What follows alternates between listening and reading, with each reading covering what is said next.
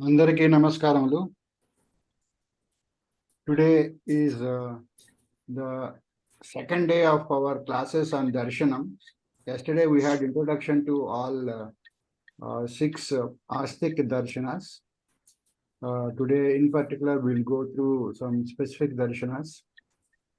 And we'll start the session with Vande Mataram and Prarthana.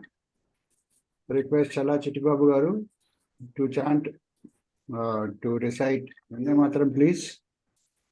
Vande Mataram, Vande Mataram, Sujalam Sufalam, Malaya Jasitalam, Sasya Syamalam Mataram, Vande Mataram. Subrajyosna pulakitayamini pullakusumita drumadala shobhini suhasini sumadhura bhashini sukhadam varadam mataram vande mataram. Vande Mataram. Vande Mataram. ధన్యవాదములండి చల్లా చిట్టిబాబు గారు. Now let us request Kirti ji to chant Prarthana, please. Hari Om, Namo Namah to everyone. 1 minute meditation.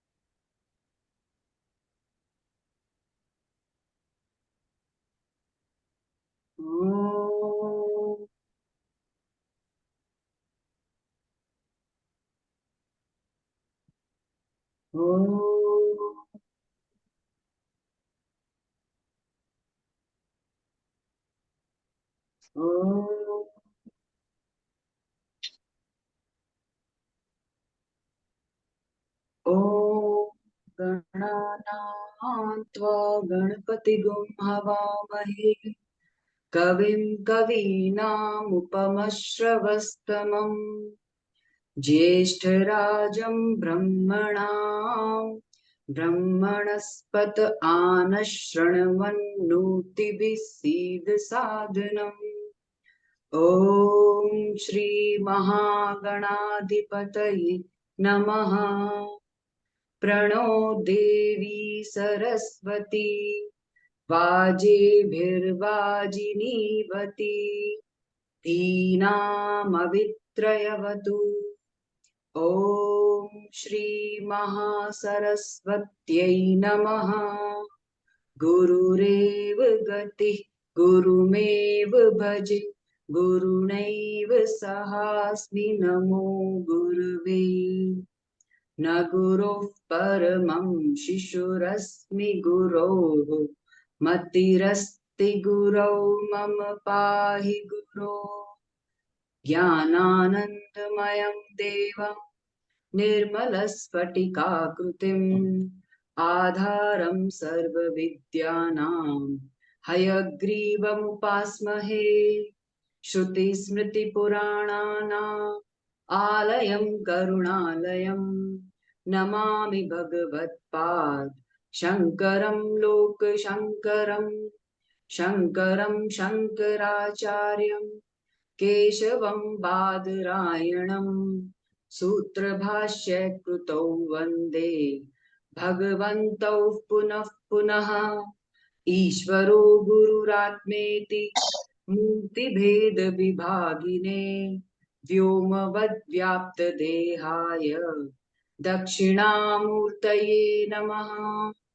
ॐ सहना भवतु सहनौ भुनक्तु सह वीर्यं करवावहै तेजस्विनावधीतमस्तु मा विद्विषावहै। ॐ शान्ति शान्ति शान्तिः। श्री गुरुभ्यो नमः। हरि ओम। धन्यवाद। ధన్యవాదములండి కీర్తి గారు. Good chanting. Okay, and now let us request our speaker Prabhu garu to start the webinar, please. Yeah, just in 1 minute. Okay.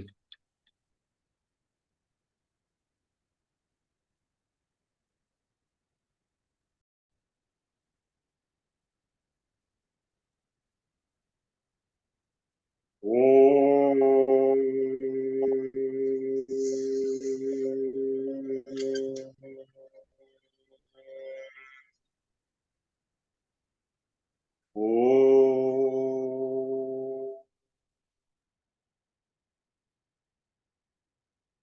नमो ब्रह्मादिभ्यो ब्रह्म विद्या संप्रदाय कर्तृभ्यो वंश ऋषिभ्यो महद्भ्यो नमो गुरुभ्यः। सर्वोपप्लवरहित प्रज्ञारहित प्रत्यगर्भो सोऽहमस्मि ब्रह्मैवाहमस्मि। Okay friends, today we will be delving deep into the Nyaya Darshana, the logic of Gautama. You all must have heard the word Gautama Buddha, but did you ever understand why he was called Gautama Buddha? Actually, his name was Siddhartha. If anybody has answer, you tell me. I don't think you have an answer. So the answer is that he belonged to the school of Gautama, the school of logic. So if you belong, like I belong to IIT Bombay, then I was called IIT Bombay, CSR Prabhu, like that. In the same way, he was known as Gautama Buddha because it's based on logic. Buddhism, for example, is based on logic, dialectical logic. In a dialogue, there's a logical analysis. So logic, as given by the great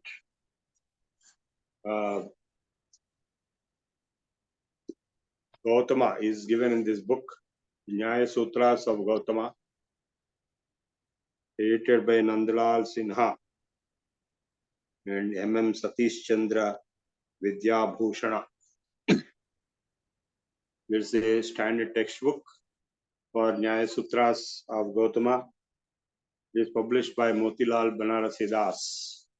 Motilal Banarasi Das is a very famous publisher. All over India, he has branches in Delhi onwards and Kolkata and everywhere. So, in this book, the fundamentals of Nyaya Sutras have been explained in detail, word to word, translation and commentary. So I suggest you procure this book. Once again, I am showing you the Nyaya Sutras of Gautama. Gautama, he says. Gautama, Gautama, Akshapada, all are same. So you can procure this book on your own interest and study.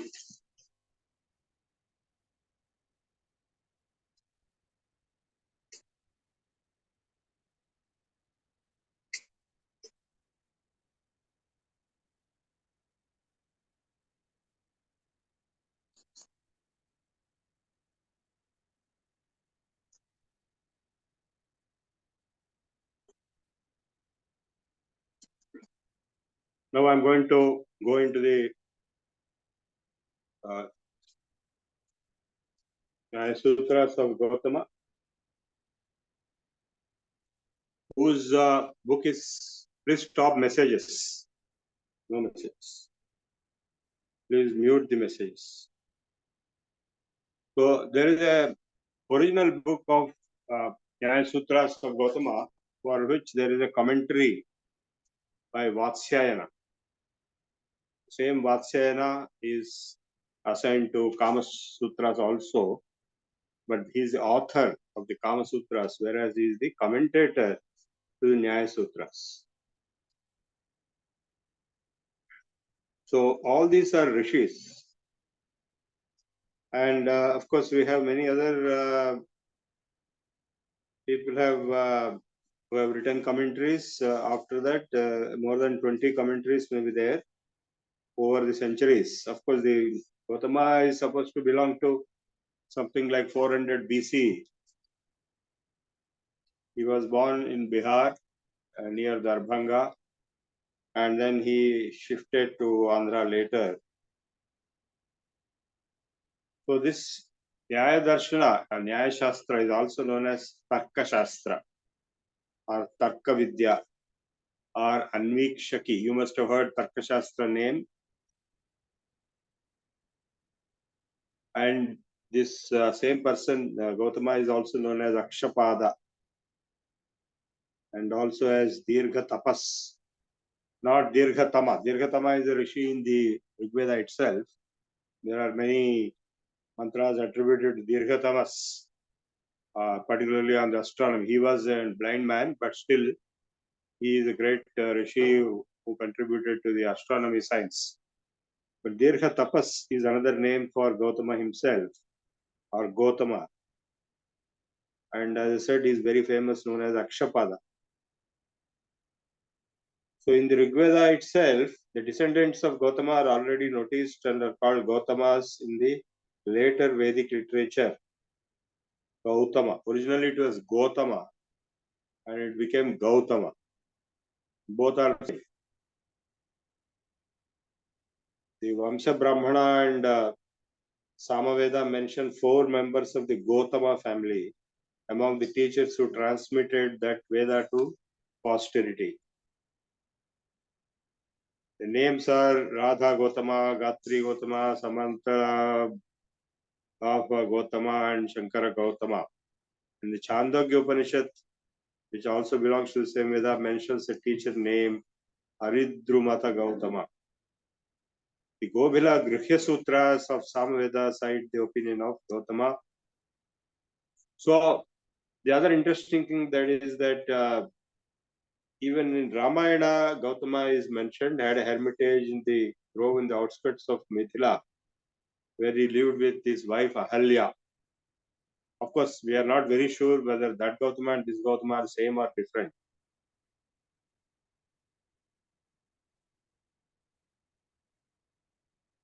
You know the famous story of Ahalya in Ramayana. It's supposed to be Gautama Rishi's wife. So 28 miles northeast of Darbhanga, the Gautama Sthana is there. Though in Adhyatma Ramayana it is placed on the banks of Ganga at the confluence with Sarayu in the town of Chapra. So according to some sources, it is Chapra of Bihar. According to some sources, it is Darbhanga. But either way, it is in Bihar.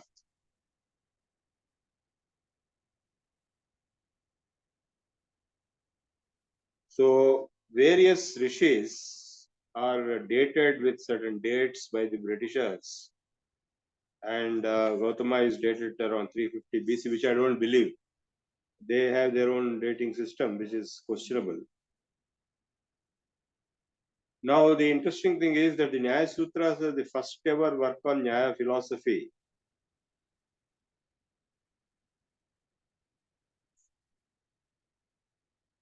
The Sutra style itself was originated around 550 BC. So we have the Sankhya Sutras, we have the Yoga Sutras, and we have the Nyaya Sutras.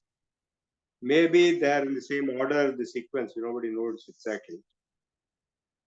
And the other texts which have been authored by other rishis are as follows. The Nyaya Bhashya by Vatsyayana around 450 AD. Of course, we are following the British dating system. We are not very sure whether it is perfectly correct or not, but still we have no choice. And Nyaya Vartika by Udyotakara and Nyaya Vartika Tatparya Tika by Vachaspati Mishra. Then Nyaya Vartika Tatparya Parishuddhi by Udayana, the king, the great king Udayana.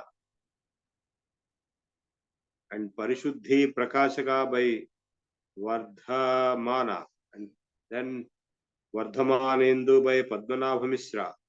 Nyaya Alankara by Srikantha, Nyaya Langa by Jayanta, and so on till recently.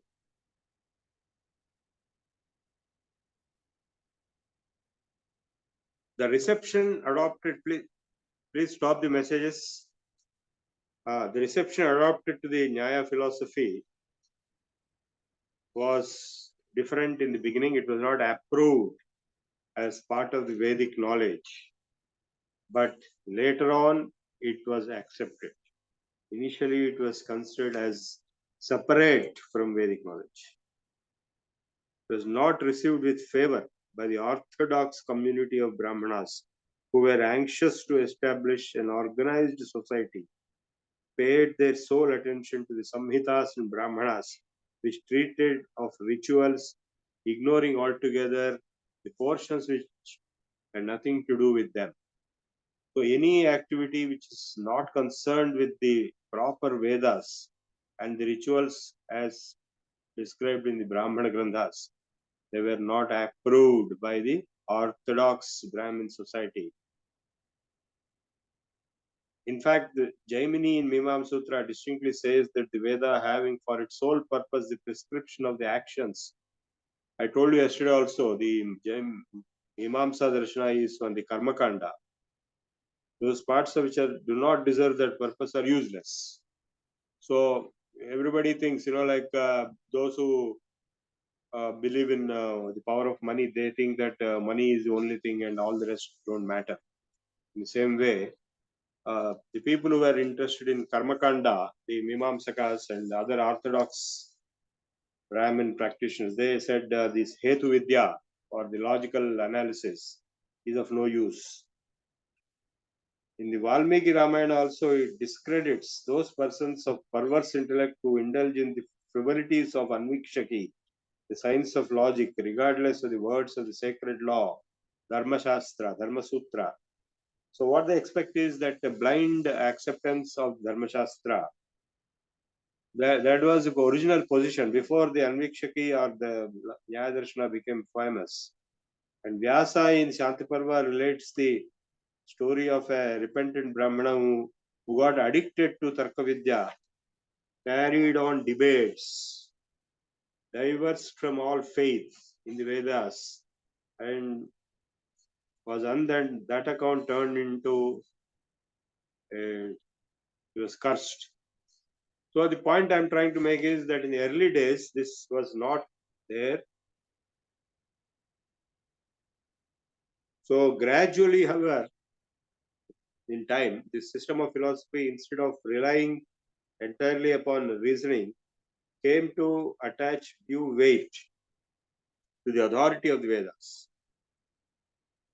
So that is why I was telling yesterday the Astika Darshanas and the Nastika Darshanas. This is almost like an Astika Darshana in the beginning because it has not talked about the existence of God or any reference to God. But as time passed, it has accepted, this Darshana accepted the existence of God, and therefore it became acceptable to the orthodox polemics.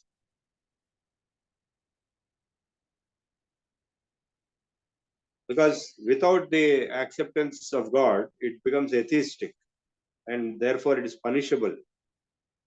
In some of the Puranas, like Skanda Purana, it is mentioned that those who followed Nastika methods, including the Tarkashastra, were given punishments. So once they started giving weight to the authority of the Vedas, it became one of the 6 Astika Darshanas. That is, the reconciliation happened.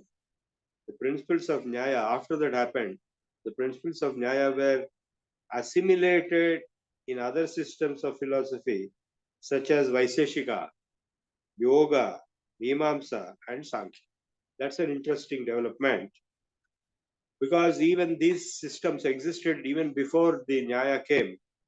But after Nyaya was approved, they were accepted into them. In fact, Vaiseshika is nothing but the application of Nyaya principles, logic principles to physical phenomena.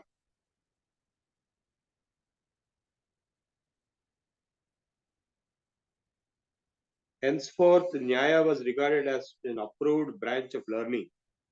Thus, the Gautama Dharma Shastra Sutra prescribes a course of training in logic, Nyaya, for the king, and acknowledges the ability of Tarka or logic in the administration of justice, though in the case of conclusions, proving incompatible ultimate decision is directed to the made by the reference of the persons well versed in the Vedas. In case there is a situation where the logical conclusions may or may not be acceptable to the final decision process, in which case the Vedic Pandits or Vedic scholars were called to give their opinions. Yajnavalkya counted Nyaya or logic among the 14 principal sciences, while Vyasa admits that he was able to arrange and classify the Upanishads with the help of Anvikshaki or logic. So the word Vyasa itself means edited. He edited the Vedas and classified the Upanishads, etc. He edited the infinite collection of Vedic mantras into 4 different Vedas, and he classified the Upanishads in terms of the first, the principal Upanishads of Vedanta, then the all Vedanta Upanishads, 46, and so on. Of course, some of the Upanishads may have been added later to Vyasa. So Vyasa admitted that he used the principles of logic to classify the Upanishads with the help of Anvikshaki or Nyaya Darshana. And in Padma Purana, the logic is included among the 14 principal branches of learning promulgated by Vishnu, God Vishnu, while in the Matsya Purana and Nyaya Vidya together with Vedas is said to have emanated from the mouth of Brahma himself. In fact, so widespread was the study of Nyaya that Mahabharata is full of references to Nyaya Darshan. Mahabharata is a later text compared to the other Shastras and texts which we have referred like Puranas. Or the later text means Mahabharata was expanded. The original Mahabharata was written by Vyasa at the same time. That was called Jaya. It had only 10,000 shlokas and it kept on getting it to 1 lakh slokas now. So in the Adi Parva of Mahabharata, Nyaya or logic is mentioned along with Veda and Chikitsa, that is Ayurveda. And the hermitage of Kashyapa is described as being filled with sages who were well versed in Nyaya Tattva, logical truths, and he knew the true meaning of a proposition, objection, and conclusion. The Shanti Parva refers to numerous tenets of Nyaya supported by reason and scripture, while the Ashwamedha Parva of Mahabharata describes the sacrificial ground as being resounded by logicians, Hetuvadins, who employed arguments and counter-arguments to vanquish one another.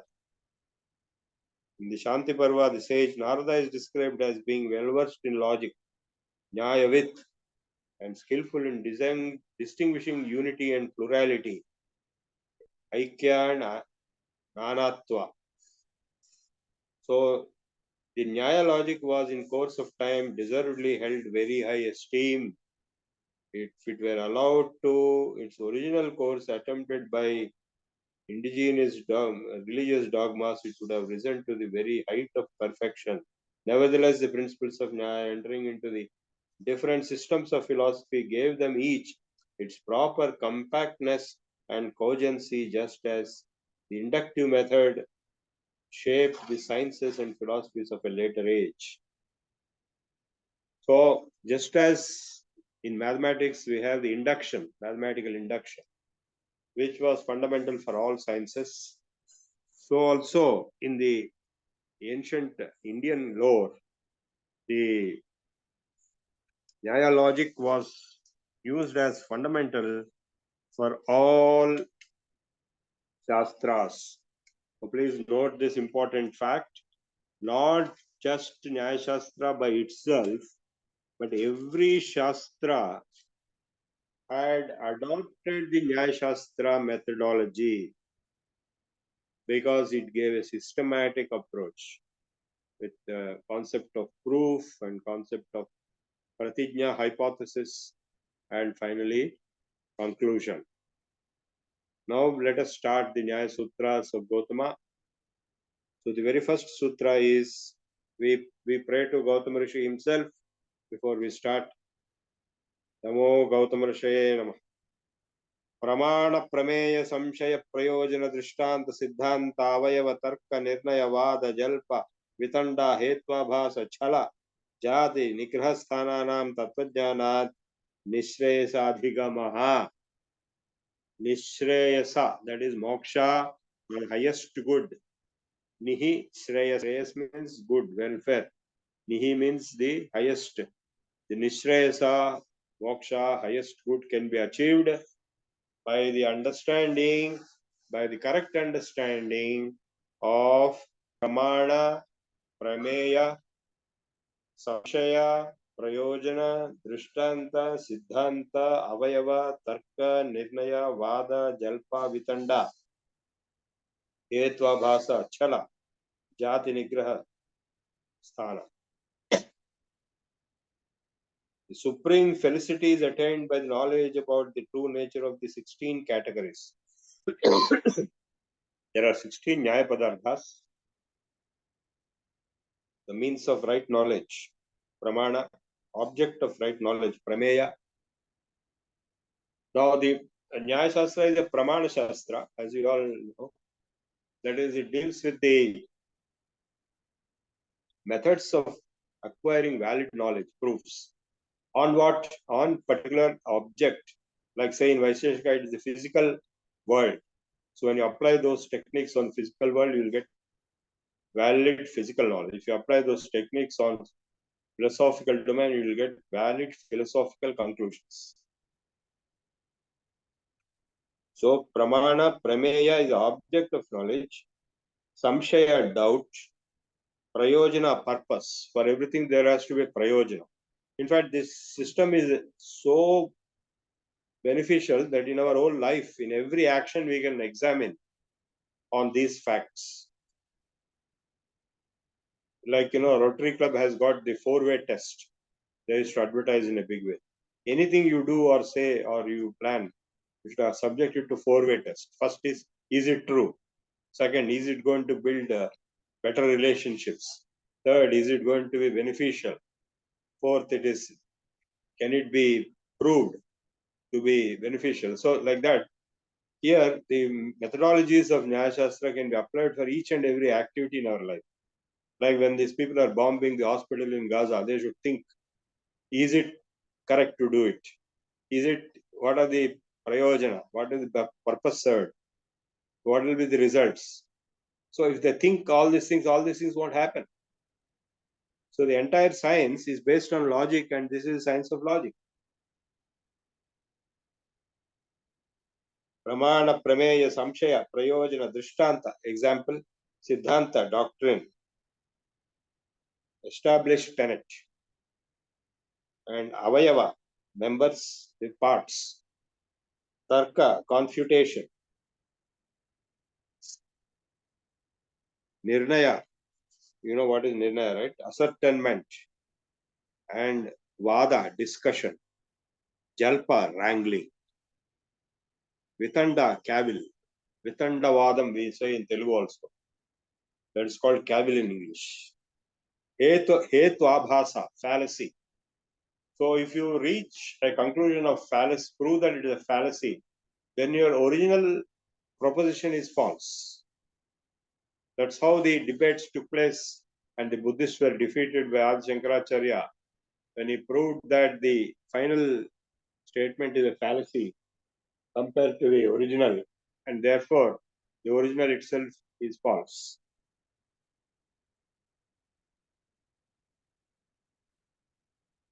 Dukkha janma pravritti dosha mithya jnananam mukte ruttara apaya tadantra apayad apavargaha. What is moksha?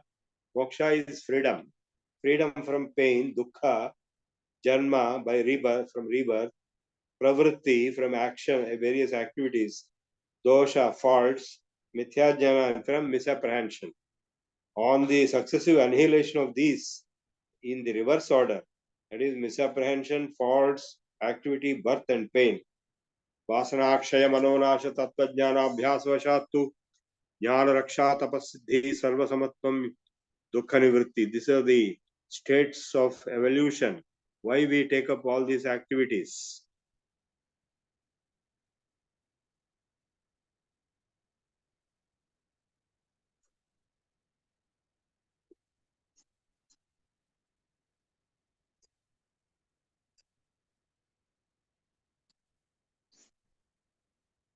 So finally, the prayojana of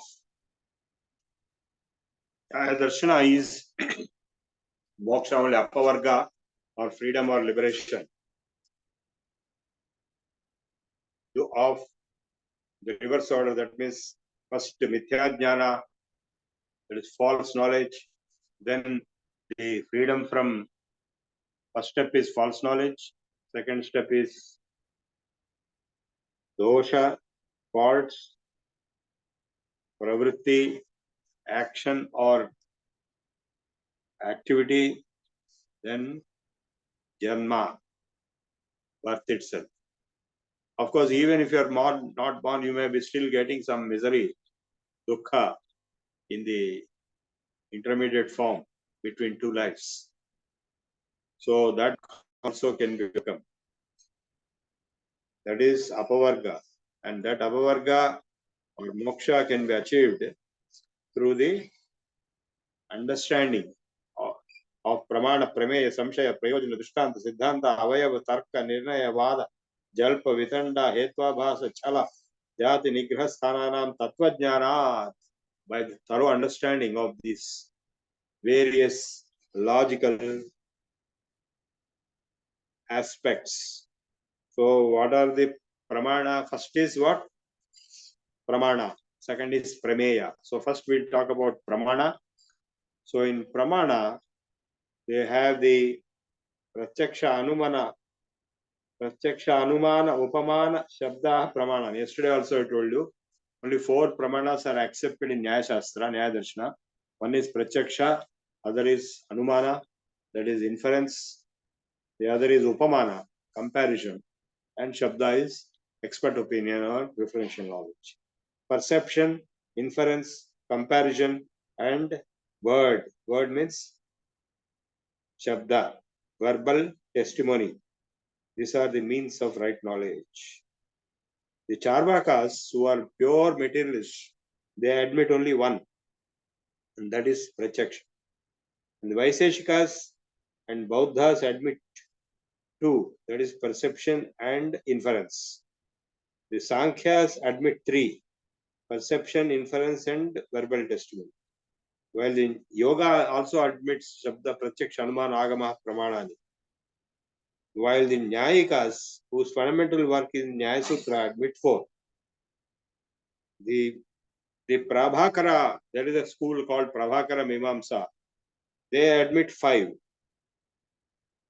Presumption, Ardhapatti, and Bhatta Mimamsas and Vedantins admit 6. That is non-existent, Abhava.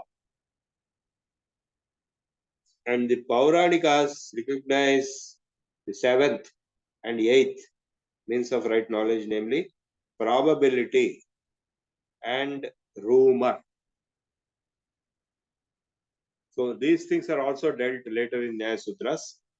Nyaya Sutras will deal with all aspects of means of acquiring right knowledge, and some of them are accepted in some of the darshanas, as I already explained just now. Indriyardha sannikarshottpannam jnanam avyapadeshyam avyabhichari vyavasayatmakam pratyaksham. What is pratyaksham is defined, that which is born out of contact of senses with objects. Indriyardha sannikarsha utpannam. Indriyardha sannikarshat utpannam. Due to conjunction of the five senses, eyes, ears, nose, touch, to the objects in the outside world, jnanam, avyapadeshyam, and which is determinate, unnameable, avyabhichari, and that is non-erratic, vyavasayatmakam. Perception is that knowledge which arises from contact of a sense with its object and which is determinate, unnameable, and non-erratic. Non-erratic means, like, in summer, the sun rays coming in contact with earthly heat will appear to you like water, like mirage. Atha tat purva putrakam trividham anumanam. That is, anumana is of three types. And upamana, prasiddha sadhanmya sadhya sadhanam upamanam. Comparison is the knowledge of a thing through its similarity to another thing previously well known. So comparison is with a previously well-known thing to a new unknown thing. Aptopadesha shabdaha. What is Shabda Pramana? Word or verbal testimony is instructive assertion of a reliable person. Apta Upadesha. Apta means a person who is near and dear to you, like your mother or father or brother or husband or son, who are not going to cheat you, who are not going to let you down or mislead you, because they are honest and you have trust in them. Apta is such a person. Upadesha, whatever that person is instructing you, is called Aptopadesha, and that is called Shabda Pramana. Like when my son was very small, he used to ask me when he sees any character in a movie or in TV, is he a good man or bad man? Only two categories were there in his mind. Whatever I say, he will accept. All children do that. They will go by the testimony of the parents or the teacher. Sadvividho drishta adrishta dhatva. And even that is having two categories, that which is visible and that which is invisible. Atma sharirendriyardha buddhi mana pravritti dosha prapetya bhava phala dukkha bhava prameyam. So we apply this provable methods of acquiring knowledge on certain objects. That is called prameya. What is that object? Its object could be Atma, about what is Atma or what is Sharira, what is Indriya, Atma, Sharira, Indriya, Ardha, Buddhi, Mana. On Buddhi, Manas, Pravritti, Dosha, soul, body, senses, objects of sense, intellect, mind, etc. Activity, fault, transmigration, pain and release are the objects of right knowledge. The objects of right knowledge are also enumerated as substance, quality, action, generality, particularity, intimate relation in the Vaiseshika Darshan. We'll cover Vaiseshika Darshan tomorrow. Ichha, Dvesha, Prayatna, Sukha, Dukkha, Jnanani, Atmano, Lingam, iti. Now, how do you know that Atma exists? Soul. Of course, common sense says that I exist. Nobody can say I don't exist. If you say I don't exist, then who is saying that I don't exist? So, like, somebody knocking your door, your mother will ask you, Ramu, are you there? So if you say, no, I'm not there, what does it mean? Somebody is knocking, somebody is saying. So you have to say you exist. And once you exist, you can see the attributes of the self as ichha, dvesha. I like it, I love it, I hate it. Prayatna, effort, I have put effort. Sukha, dukkha, I am feeling happy, I am feeling sorry. And I know, I come to know, I am knowing, the ability to know. Ichha, dvesha, prayatna, sukha, dukkha, jnanani, atmanolingam. So this is the proof of the existence of the soul. Now what about body? Cheshtendriya, dhastaya, sariram. Body is the site of gesture, senses and sentiments. You can't say you don't have the body, you have the body. Prana, rasana, chakshutpaks, shrotrani, indriyani, bhutebhyaha. So the five senses are these five elements which you know very well. Nose, tongue, eyes, skin and ear are the senses produced from elements. Now this is a very important point. There are five elements, Panchabhutas outside, and they are producing these five sensations through these five indriyas. Of course, some people can say that it is vice versa. Because we have five indriyas, you are saying there are five bhutas. Of course, if you don't have indriyas, you will never know the bhutas. Some animals have only one or two or three or four instead of five. Man has all the five and very highly developed. But like, for example, some reptiles, they don't have ears. Their whole body is ear. They can feel the vibration. Some animals don't have eyes. Some don't have smell. Some have extra smell. So nose, but these five elements, man has all the five. Prithvi, Apas, Tejo, Vayu, Rakasha, Vidya, Bhuta. So these five, Prithvi, Apas, Tejo, Vayu, Rakasha, which are produced from the, which are resulting or causing the production of the five senses. Gandha, Rasa, Sparsha, Roop, Shabda, Prithivya, Guna, Hadadanta. So Prithvi has certain attributes. Gandha, Rasa, Rupa, Sparsha, Shabda. All the five it has got.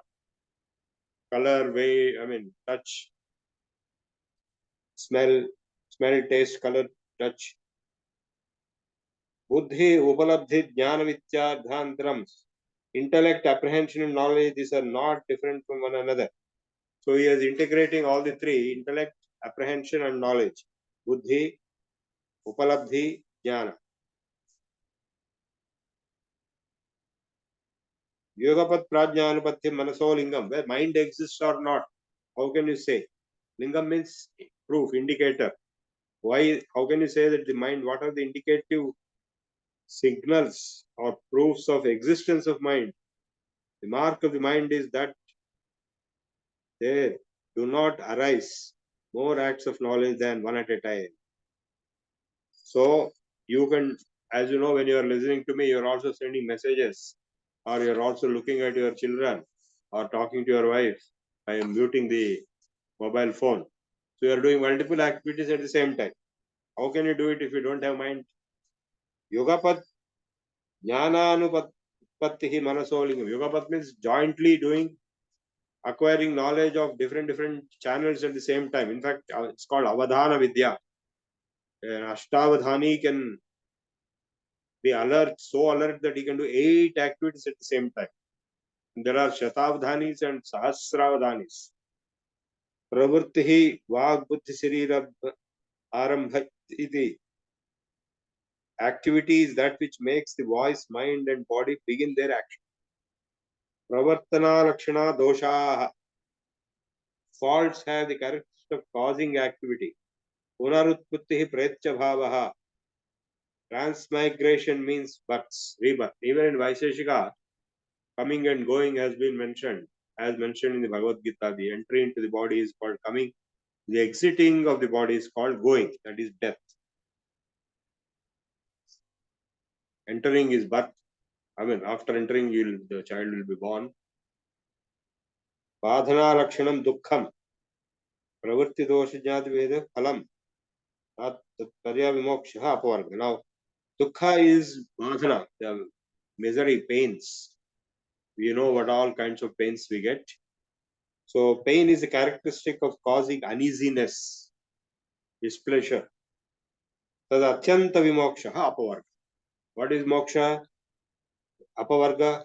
It is complete release from totality of pains, all pains.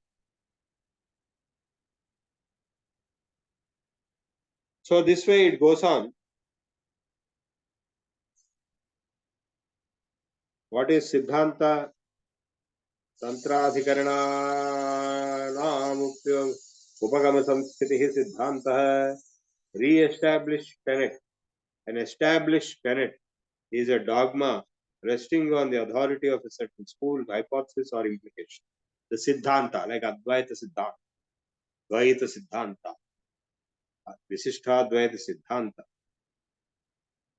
Established tenet is, what is it? It's the dogma, doctrine, resting on the authority of a certain school. That means certain school of thought, or certain hypothesis, or certain implication.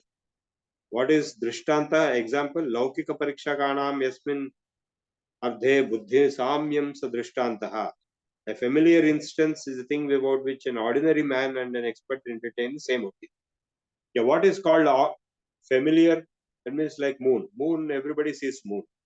So if you say, oh lady, your face is like moon, that means your face is round and white and shining and all that. So it is Drishtanta, Upama Alankara. Yamartha Sannikritya Pravritide Tat Prayojanam. What is the purpose? Prayojanam is that which, with an eye to which one proceeds to act. What is the purpose? What is your goal? For anything you do, there should be a purpose, prayojanam. Why you are doing it? Why am I giving this lecture? Why is this course being organized? There is a goal to bring the awareness of the scientific nature of Sanatana Dharma. The scientific nature of Sanatana Dharma is rested in its totality on the Nyaya Darshana. And the Nyaya Darshana has been applied in Vedanta Darshana, in various darshanas, in various activities, in every activity. Sarvatantra Viruddha Tantre Madhukataha, Sarvatantra Siddhantaha. There are different types of Siddhanta. Sarvatantra Siddhantaha, Pratitantra Siddhantaha, Adhikarana Siddhantaha, Abhyogama Siddhantaha. Then what are Avayavas? The members of an argument. Pratijna, Hetu, Udaharana, Panayana, Nigama. That is, you have the members of a syllogism. What is syllogism? Syllogism is an entire argumentation process. So in syllogism process, there is a proposition, there is a reason, there is an example, there is an application, and there is a conclusion. Pratijna, Hetu, Udaharana, Upanayana, Nigama. Nigama means conclusion. Upanayana is application. Upanaya is application. Pratijna is proposition. Hetu is reason. Udaharana is example. So anything which you say, you have to first say, suppose you say this hill is fairy. The reason is because it is smoky. And example is whatever is smoky is also fairy. That means there is a fire. Application is so in this hill. Therefore, the conclusion is, therefore this hill is having fire or fairy. So these are the four avayava. Sadhya nirdesha pratijna. What is pratijna? Hypothesis. What is that you are trying to achieve? A proposition is a declaration of what is to be established. You are trying to establish some truth. So, or some statement. So and so is this. So and so is a good man. So and so is a bad man. So and so happened. Yesterday, the Gaza hospital was bombed. So Israel bombed it, is one hypothesis. No, Hamas itself bombed it, is another hypothesis. So pratijna. Then udaharana, sadharmya, sadhyadharmya, hetu. There should be a cause. Then you should be able to prove. No, there is no bombing indication. There is only a rocket launch. Hetu. Then tadha vaidharmya. Likewise through the heterogeneous or opposite character, either this way or that way. Since there is no kind of a crater If there is a bomb, there should be a big crater. Sadhya sadharmya dambharbhavi drishtanta udaharanam. A homogeneous or affirmative example is a familiar instance which is known to possess the property to be established. I already explained to you what is udaharana example. The viparyadva viparitam. It can be opposite example. That means giving the opposite example. Udaharana apekshanta upanaya. Application is a winding up. Like Confucius said, knowledge is having it and applying it. It's not enough if you have knowledge, you have to apply it. So that application is a winding up with reference to the example of what is to be established as being so or not so. Hetvapadesh pratijnaya punarvachanam nigamanam. Conclusion is the restating of the proposition. So what do you do in conclusion? You restate the original proposition after the reason has been mentioned.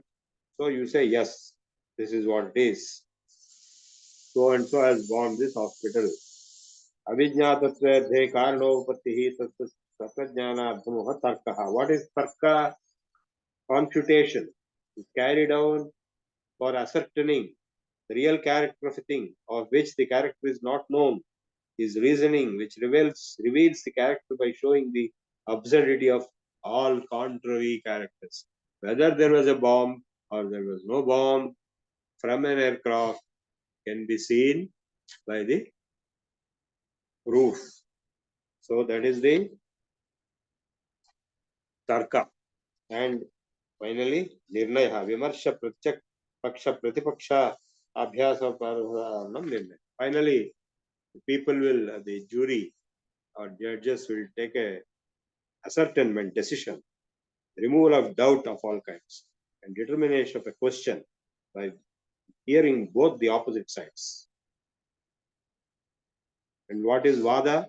Pramana Tarka Sadhanopalam Ugalambha Siddhanta Viruddha Panchavayo Bhavaya Prayatnaha Paksha Pratipaksha Parigraha Vadaha. Discussion is the Vada means discussion, is the adaptation of one or two opposing sides. What is adopted is analyzed in the form of 5 members and defended by the aid of the means of right knowledge, while its opposite is assessed by confutation without deviation from the established tenets. So that is the proof of an argument being established.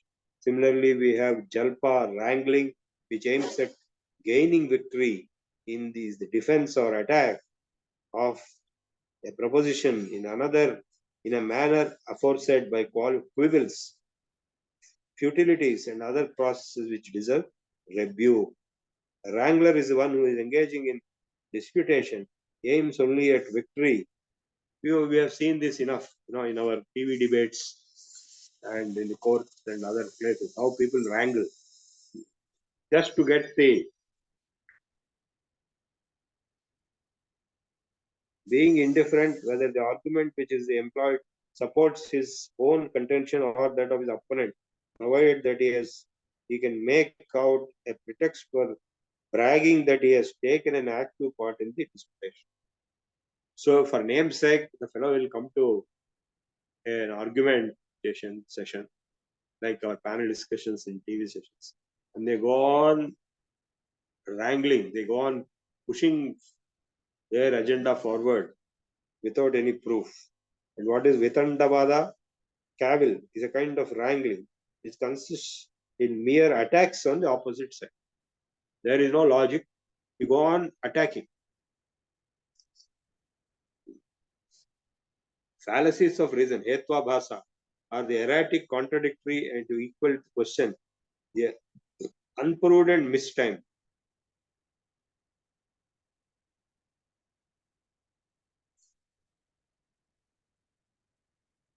So, friends, we have seen. And what is chalam?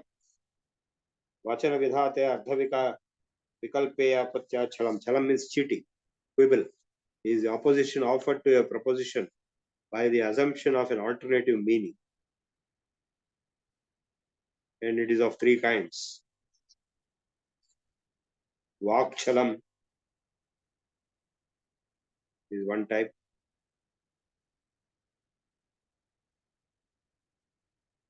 Now I will, this is completing all the Avayavas. And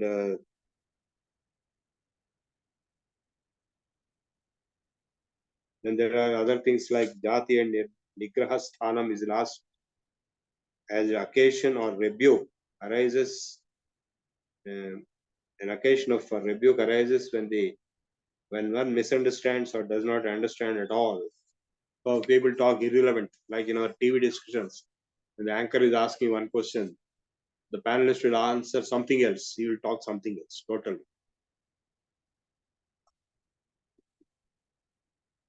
Multiplicity of utilities and occasions for rebuke. So this way, it is extremely microscopic, minute processes. You can read on your own. Especially some of you are asking all kinds of questions. I've seen there must be experts in Nyaya Darshana. Please read this book so that you can ask better questions. Like, what is doubt? Doubt, they say, does not arise from the irregularity of perception and non-perception, because in the irregularity itself, there is regularity. So, examination should be made in this way for each case when there is room for doubt. So there are many chapters here. They are giving various other pramanas also.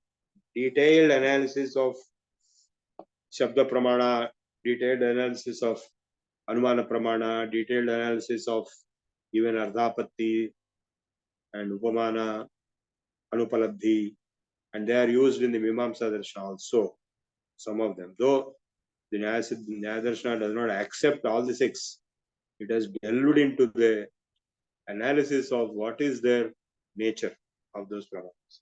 And by the way, after many centuries of this old Gautama Nyaya, there is what is called Navya Nyaya, modern logic. The Navya Nyaya came up. The System of Logic is a book by D.C. Guha, again by Motilal Banarasi. You can get this book and read. So there they have developed a modern logic after many centuries. So the basic theories of Navya Nyaya have been compared with the 22 types of Shrutis of music by some scholars. So, you have 22 Shrutis in music, 15 of them like Pratiyogita, Anuyogita, Avachedikata. Avachedikata is a delimiter. Pratiyogita is opposing, and some are parts particularly used in dissertations. They form, as it were, the very foundation of this special branch of logic. There are 7 categories: Dravya, Guna, Karma. Also taken to go, Navya Nyaya, it is used in much content. Pramana, Prameya, in the Prachina Nyaya, of course. This is called Prachina Nyaya, and this is called Navya Nyaya.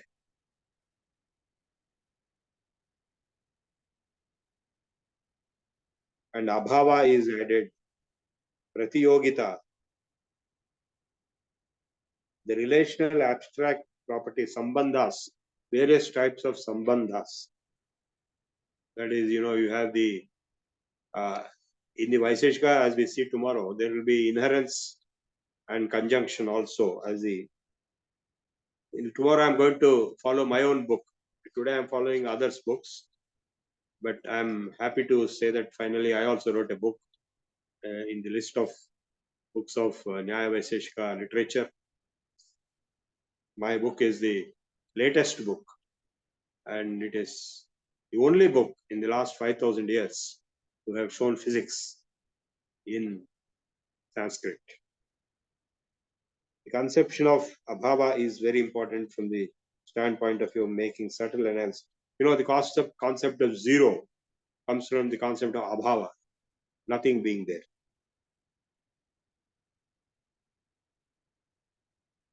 Double negation applied to Navya Nyaya, dialectics. Dialectic means dialogue based on logic and proof. So the Navya Nyayikas have got their own theories in almost all the subjects, which they have treated as their own for the sake of establishing their standpoints. The entire edifice of Navya Nyaya is based upon the speculation of the four sources of valid knowledge, Pratyaksha, Anumana, Upamana, and Shabda, which are the Prachina Nyaya Pramanas and the detailed discussions, which is not the aim of the Navya Nyaya, is already being done in the Prachina Nyaya.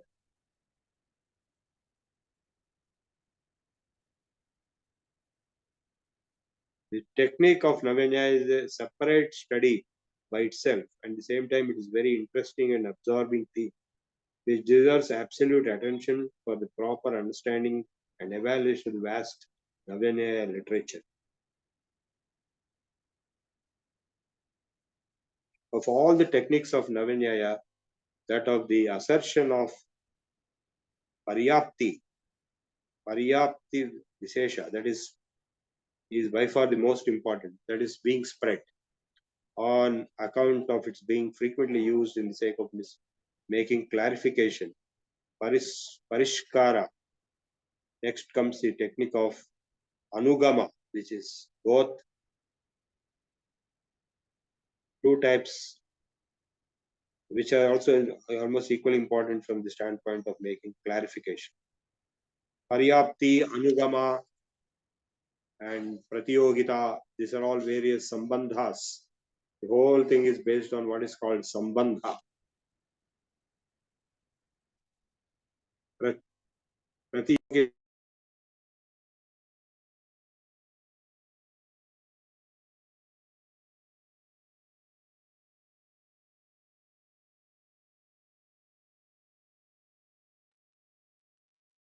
You are muted. Prabhu Garu, you are muted.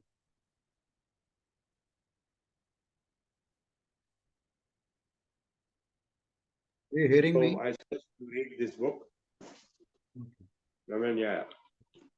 So with this classroom kind of discussion, I stop here and we can open up for any questions. Okay, ధన్యవాదములండి for covering Nyaya Shastram today, Nyaya Darshana today. Okay, now Pantul Garu.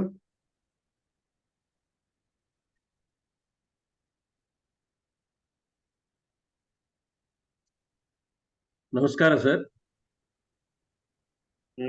This Nyaya and Dharma are synonymous, or any difference between them? Totally different. One who follows Nyaya will ultimately meet the Dharma. Not necessarily. The word Nyaya Darshana is simply, it's a science of argument, science of logic, science of proof. It is a methodology. What is Dharma itself is a very big question that can be debated. This methodology can be used. If you use the methodology correctly, you may reach correct conclusions. It can be used for anything, not only for Dharma. We have Dharma, Artha, Kama, Moksha, for four purposes of Purusharthas. The Nyaya Darshana methodology can be used anywhere. Even, in fact, why we call the court as Nyayalaya, Nyayadhish, is because he is adopting the methods of Nyaya Darshana. I just now explained the argument, steps in the argument and parts of the argument and conclusion. They follow this. In the ancient times, there were jurists like Maryada Ramanna, I must have heard. They are following it. Even in the courts of the kings, the Nyayadhisha used to be there. King himself would be Nyayadhisha. That is what is the power of magistrate, judicial magistrate. So this process of reaching valid conclusions. Yes. Thank you. Okay, Gautam ji. Namaskar. Namaskar ji. Yes. You have Yes. already partly answered. What I wanted to ask was that Constitution of India was written on the basis of Mimamsa Darshan or Nyaya Darshan? Nothing. Or It is just a copy of constitution of other countries, primarily UK. thank you. So, how far we follow, our constitution follows this Nyaya Darshana. No, not really. Our constitution has been a copy-paste document written by the committee created for preparation of constitution. Of course, Ambedkar was inside, I think, or one of the members. So it's all modern. It is just for namesake. It is Indian constitution, and even our present Indian laws are for namesake Indian law system. Our courts are namesake Indian courts or judiciary system, but they are actually British. Everything is British. As we are talking today in English, so they follow the British system completely. In fact, V.S. Naipaul is on record to say, who was a Nobel laureate, there is nothing Indian in India. It is a sad story. Of course, if you go back, we are following the British jurisprudence. Your constitution is modeled on the British and other European constitutions. It's a mixture. It's not a direct copy. The copy-paste mix. They thought they were being very intelligent in mixing up and making it appear as novel. But it's not much of novelty there. And even our judicial processes, if you go to the court, the way the judge will behave, or the my lord and all that stuff, everything is British. And if you go back in time, the British jurisprudence is originally originating from Roman jurisprudence. Originally, Roman, we are talking of 2000 years back. So 1500, 2000. So the Roman jurisprudence originally was derived from Manusmriti. This is of importance. Gautam Mukherjee and others, please note, all of you note that the Roman jurisprudence, which is the mother of British jurisprudence and which is the mother of Indian jurisprudence, the original grandmother, Roman jurisprudence, was derived from the great grandmother's Manusmriti. There are proofs for that. In research, people have found out. So, and the Nyaya Darshana was adopted only in some cases in the ancient Sanskrit literature. Not that everything is based on Nyaya Darshana. Some are based, some are not. Yes, next question. Sir, again Ravindra Kumar sir. Sir, again I am Ravindra Kumar sir. This law and practice, the practices are different from one place to other places. Like that, law is also different from one place to other places. No, one time to another time. See, like Manusmriti was the law at the time of Manu, around 10,000 BC or so. So later on, many other Smritis came. Yajnavalkya Smriti came.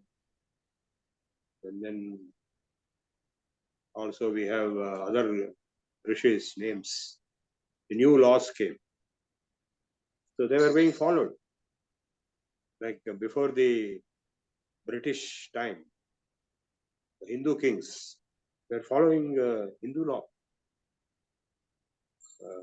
The Manusmriti was largely for, like, for example, intercaste marriage was illegal. It's not permitted. In the Manusmriti, he has given two types of intercaste marriages. One is legal, other is illegal. Anuloma and Viloma. And about 150 years back, before the British incorporated their law into India, the Shankaracharyas were implementing Hindu law, their own law, which is based on Manusmriti. So, and of course, region-wise also it changes. Like there's what is called Mitakshari in Bengal for the property inheritance laws, and somewhere else it may be something else. For example, in Kerala, it is matrilineal, not patrilineal. The property is inherited by the daughters, not by sons. You know, the word Pramila, you must have heard. Pramila was the queen of the matrilineal system, the kingdom of females in Kerala. So that continues till today. It's a matrilineal system. And only in Kerala, nowhere else. Elsewhere, it's all patrilineal. Father-based, father-son based hierarchy in the inheritance of the property. Of course, now after N.T. Ramarao came in Andhra, they made both boy and girl, son and daughter, both will get inheritance of the property from 84. So the law was being modified from time to time, from place to place, according to the local peculiarities and requirements. Thank you, You sir. know all that. Okay, Vijay. Sir, near Shillong, that Mizoram. Mizoram. Yeah, Mizoram. Mizoram also is matrilineal. Yes, yes. What is it? I can't hear you. Mizoram is also matrilineal. Oh, okay, okay. Or Shillong also or what? Meghalaya. Oh, sorry, Meghalaya, Meghalaya, not Mizoram. Meghalaya, Meghalaya. not Mizoram. Meghalaya No, is no, matrilineal. Meghalaya, yes. Sorry, sir. Sir, I wanted to add regarding your that Nyaya Darshana and Mimamsa Darshana, whether it is being followed. I had been to that you mentioned Kopil Muni's place, that is Gangasagar. There was ashram was there. It is named as Kopila Sankha Ashram. And I went inside. I thought that there will be a lot of discussions regarding Kopila Sankha Darshan and so on. But I found that that is only being used as a hotel. Is a guest house for the who came for that Gangasagar Jatra and so on. Even other times of the year.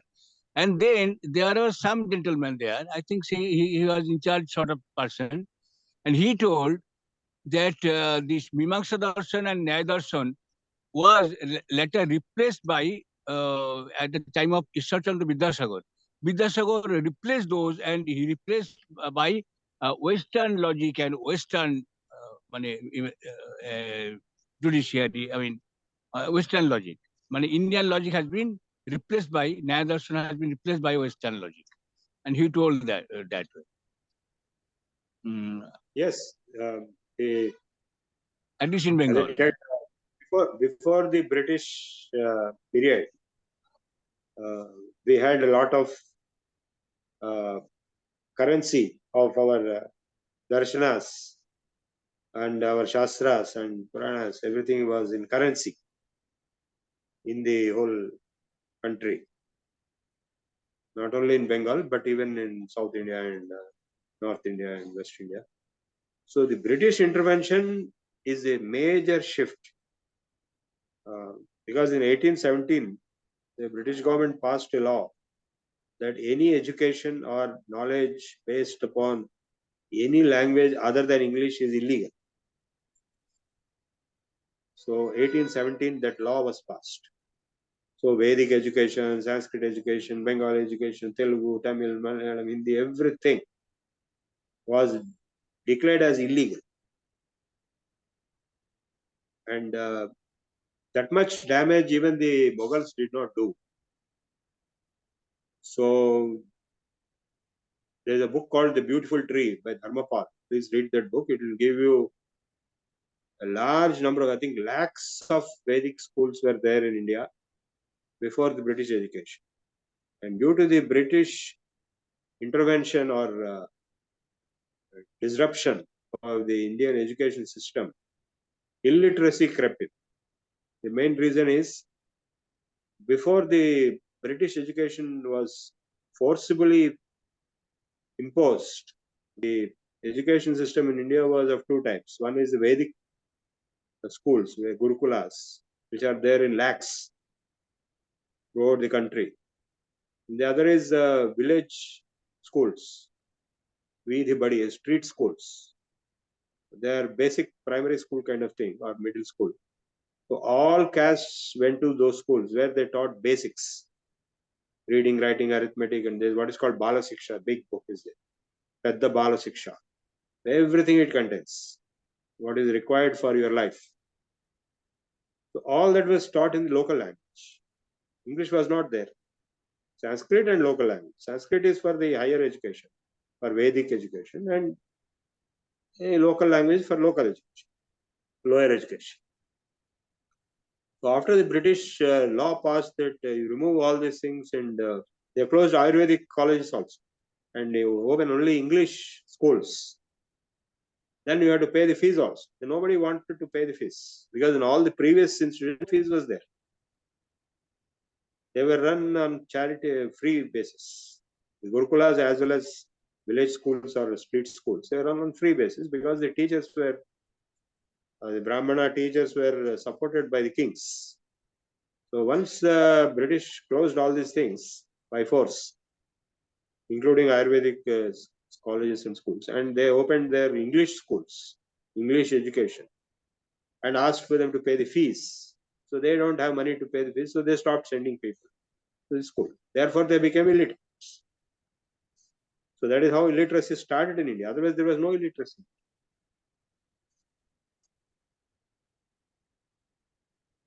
Not only this two darshanas, Nyaya Darshana and Vyayava Darshana, everything was stopped. Ishwar Chandra Vijayasagar, I thought he was a great man, but now from what you're telling me, it looks like he was an agent of the British. Of course, Raja Ram Mohan Rai was an agent. He was a Christian. He created Brahma Samaj to promote Christianity. And many of these people were agents to the British. The British, instead of doing directly, they got their things done through such people.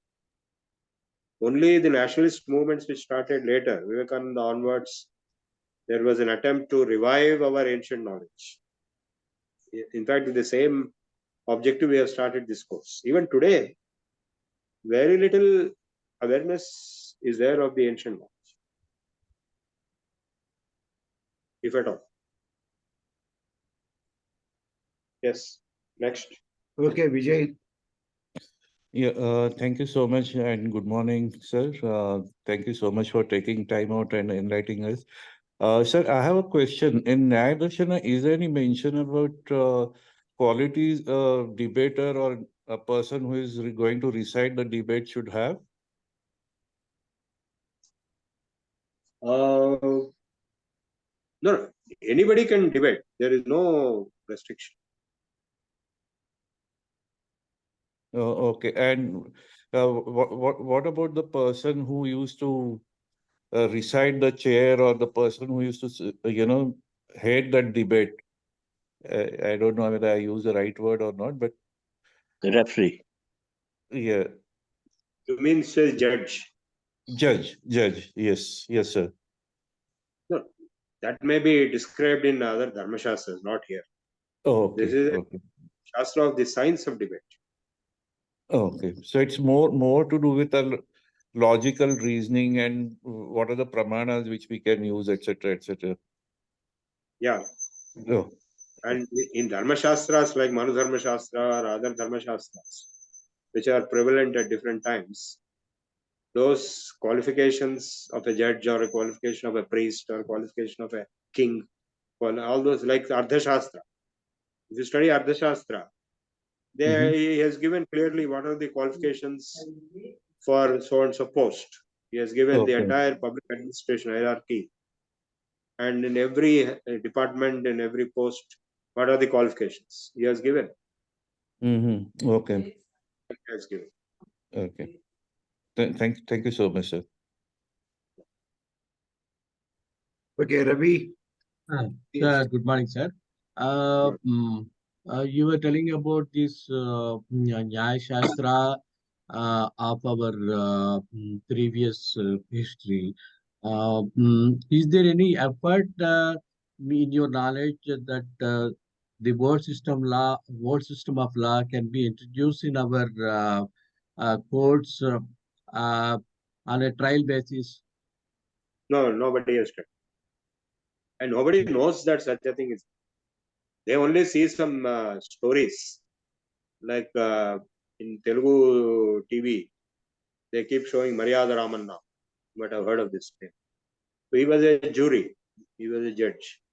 So people used to go for disputes to him before the British interventions came.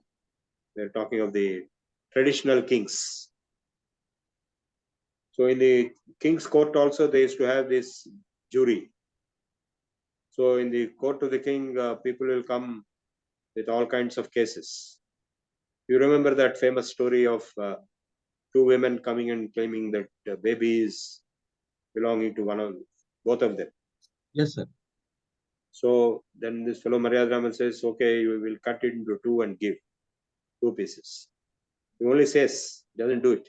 The moment he said it, one of the ladies said, no, don't cut. It's okay, let the other lady keep the baby. Then he decided this lady's original mother. So this kind of things are there as stories, but no real court has ever been. Of course, in the villages, the panchayat system is there. They will take decisions on their own without going to courts, and they will resolve the disputes in their own way.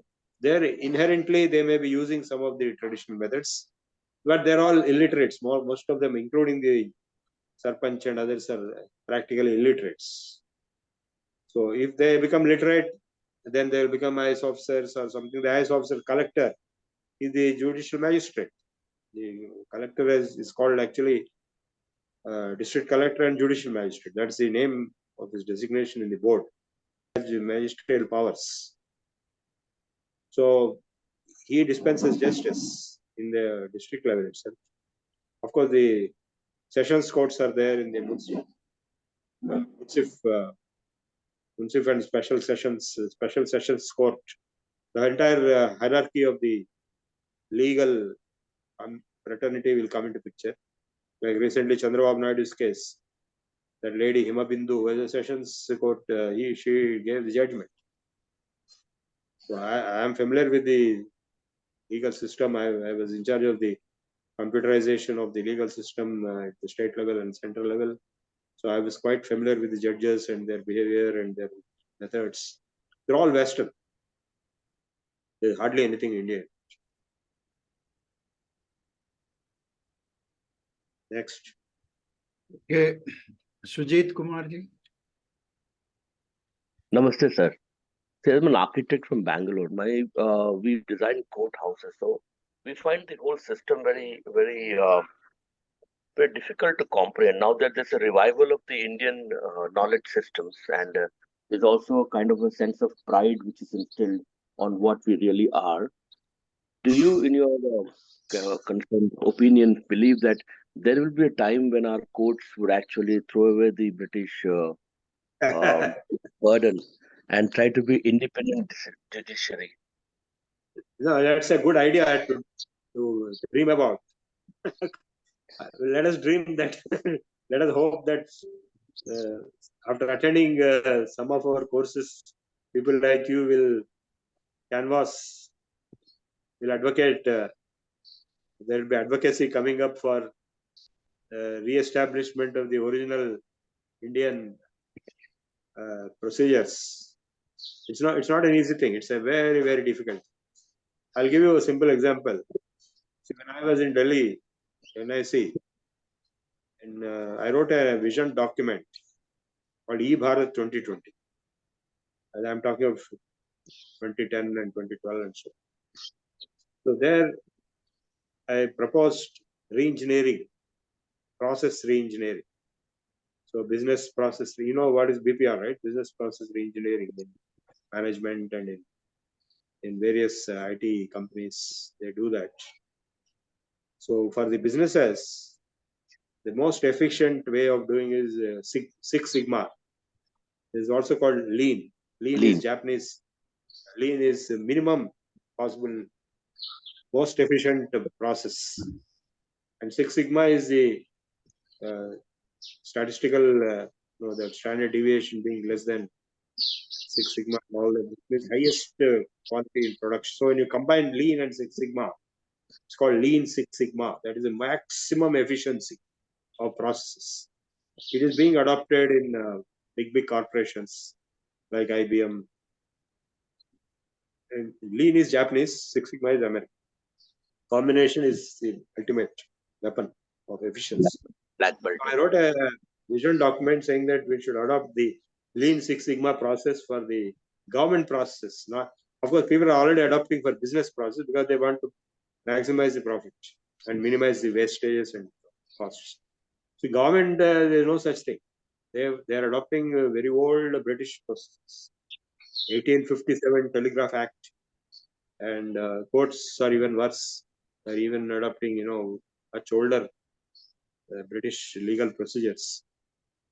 So there's a department called Department of Administrative Reforms. So in that vision document, I wrote we should do the business process reengineering for executive processes in various departments and the legislative processes in the legislative assemblies in parliament and the judicial processes in the judiciary, all levels of judiciary, right from the sessions court, district court, high court, Supreme Court, and so on. It is a concept, it's a vision. Everybody said, where they clapped and said, very good, and all. That's the end of it. It was published in CSI Communications. Of course, after the Modi government took over, he has removed some, I think 150 or 1500, or I don't remember exact figure, laws which are archaic and defunct. He has removed them completely. But still the new laws have not been brought into most of the activities. Like we take the land records, the old Mughal period procedures are being followed. The land records being implemented today in all states, which is a state subject. That system was what is called Adangal, Pahani, and all that was adopted, but implemented by Todar Mal, the Mughal minister. Same thing is continuing today with certain British interventions in between. So every single activity is obsolete except the IT Act. IT Act was made in 2000. All other acts are very, very old. Some are old, older, and oldest. So that is the state of affairs. Of course, Modi government had some interest in removing the old laws which are defunct, which are not relevant. Now they have done a lot of reforms, like removing Article 370 is also major, very major reform. And even the triple talaq was a major reform, and so many things, major reforms have been done. And many, there are more than I think 1,000 laws which are old and archaic, which need to be removed, and the Modi government may do some better work if they come back to the power. Okay, now again, I think Sujit Kumar. No, sir. I just put. You have can finished. put on. Okay, Hari Kumari.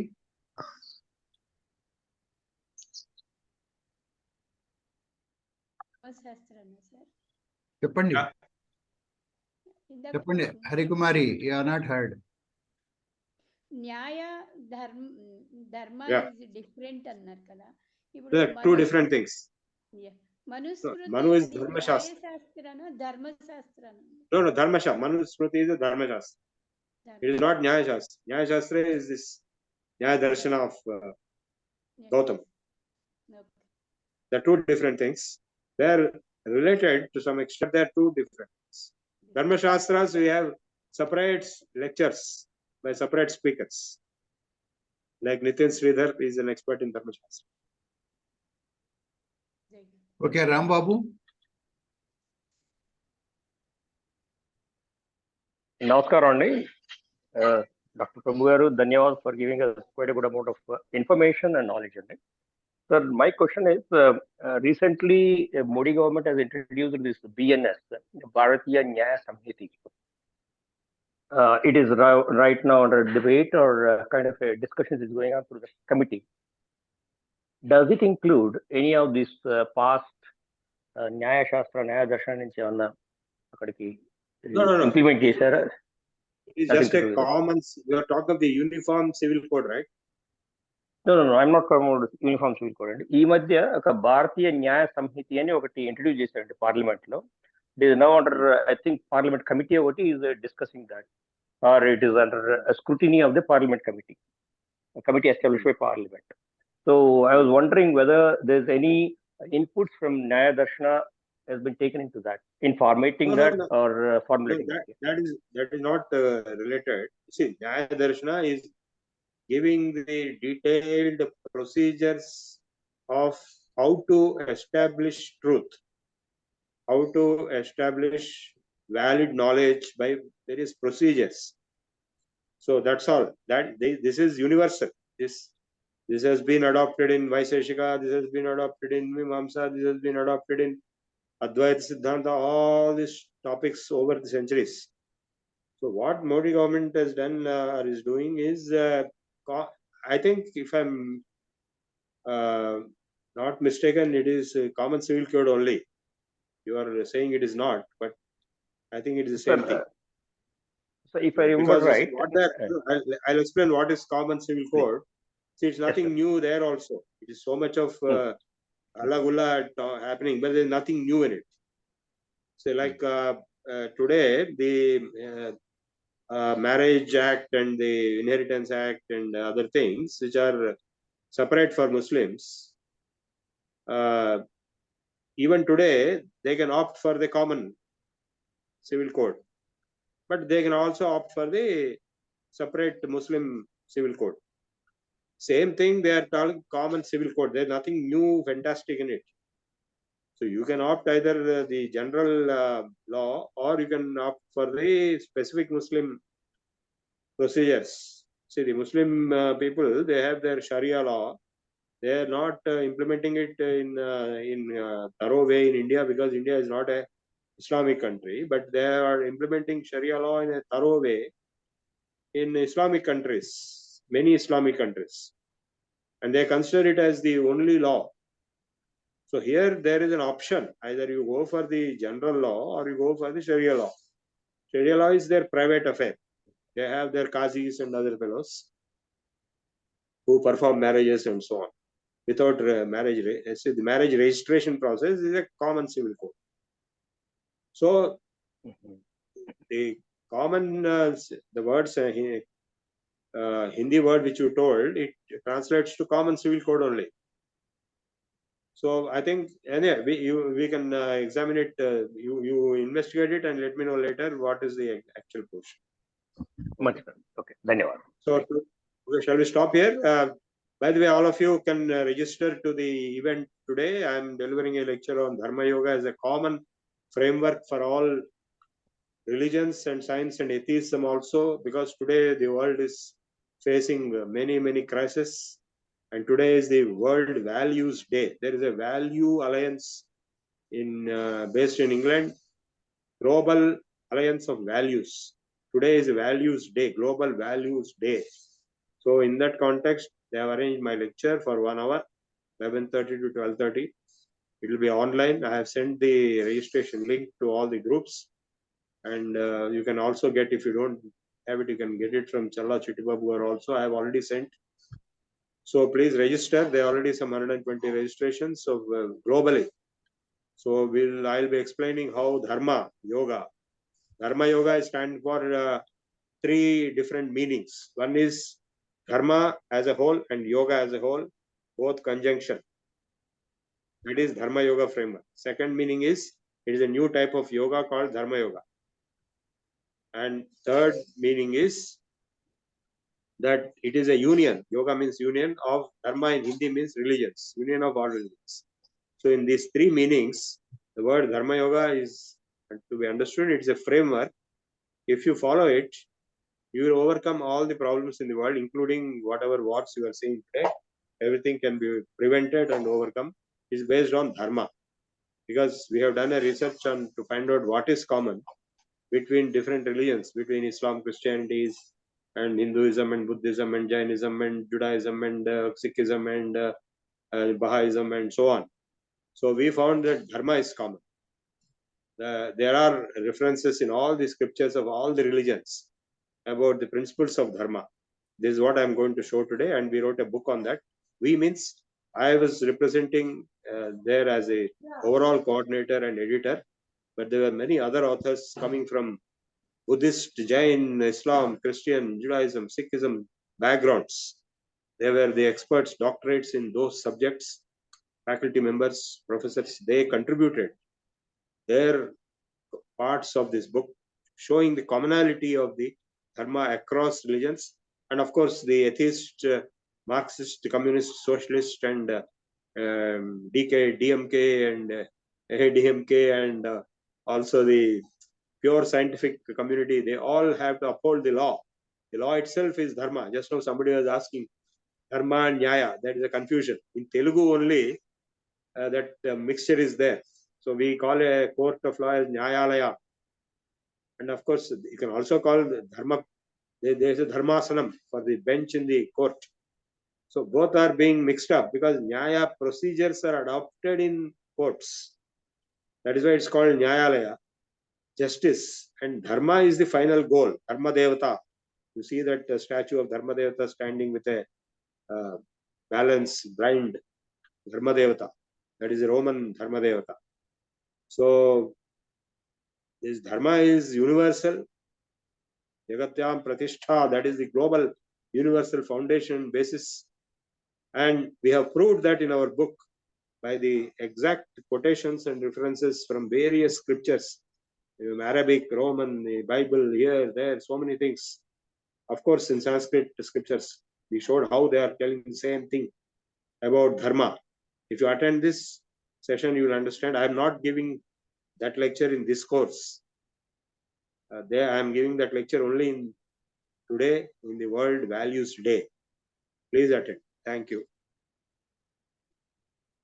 Okay. Link వేరే వాళ్ళకి మనం pass చేయొచ్చా? What is it? You can pass. She wants to pass the link to some people. Yeah, please pass to everyone. Okay, now let us go for Prarthana by Kirtiji. Hari ओम्। स्वस्ति प्रजाभ्यः परिपालयन्तां न्यायेन मार्गेण महिं महिषाः ब्राह्मणेभ्यः शुभमस्तु नित्यं लोकाः समस्ताः सुखिनो भवन्तु।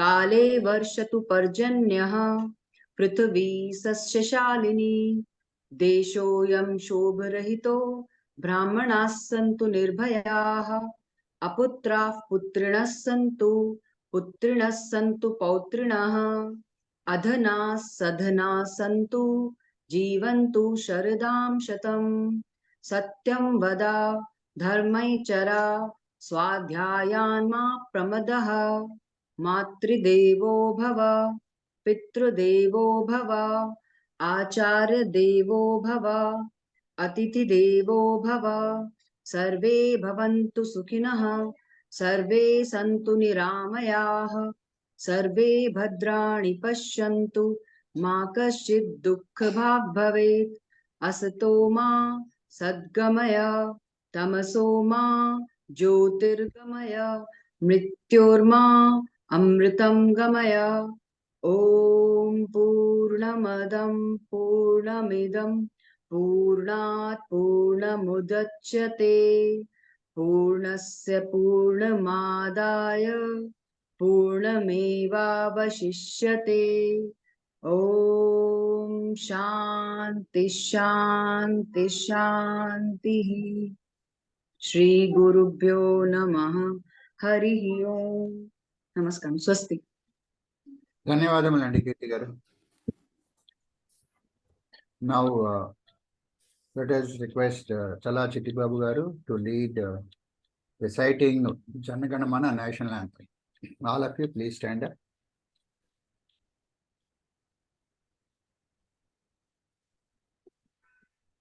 जनगणमन अधिनायक जय हे भारत भाग्य विधाता पंजाब सिंधु गुजरात मराठा द्राविड उत्कल बंगा विंध्य हिमाचल यमुना गंगा उच्छल जलधि तरंगा तव शुभ नामे जागे तव शुभ आशीष मांगे गाहे तव जय गाथा जनगण मंगलदायक जय हे भारत भाग्य विधाता जय हे जय हे जय हे जय जय जय जय हे जय हिंद జై హింద్. ధన్యవాదములండి చల్లా చిట్బాబు గారు.